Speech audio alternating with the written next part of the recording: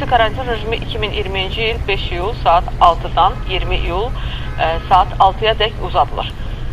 Allah sizdən razı olsun. Niyə? Ürəyimdən gəldi.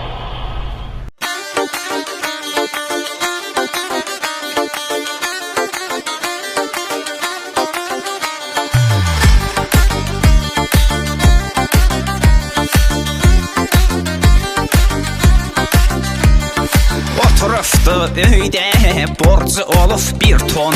Konturda vuran mer, bağlanıbdı telefon. Yazıq müğənnilərin, toyda yox bu sezon. Aya show biznesdə, vəziyyət pisdi tamam. Yazıq müğənnilərin, toyda yox bu sezon. Aya show biznesdə, vəziyyət pisdi tamam. Qadan, qadan, qadan, alem sənin qadan. Karantini girəndən, dosta qohmayadan.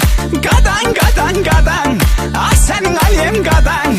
Karantini girəndən, günüm olubdu yaman.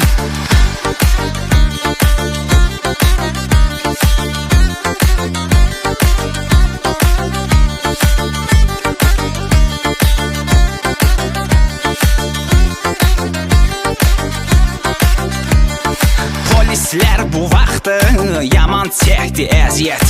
Həkimlər çalışdı, düzəlsin bu vəziyyət. Yardım eləyənlər çoxuna oldu ibrət. Onların hamısına kömək olsun xudam. Yardım eləyənlər çoxuna oldu ibrət. Onların hamısına kömək olsun xudam. Qadan, qadan, qadan, alim sənin qadan. Karantin girəndən, dosta qohmayadan. Qadan, qadan, qadan, ah sənin alem qadan. Karantin girəndən, günüm olubdu yaman.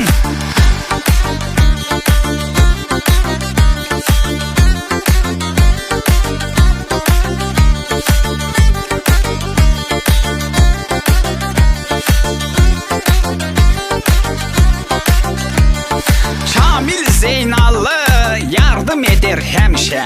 Getdi rayon barayon, kasıflarla görüşə.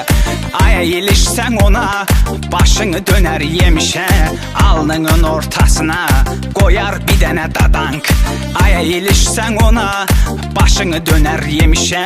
Alnının ortasına qoyar bir dənə dadank. Qadan, qadan, qadan, alim sənin qadan.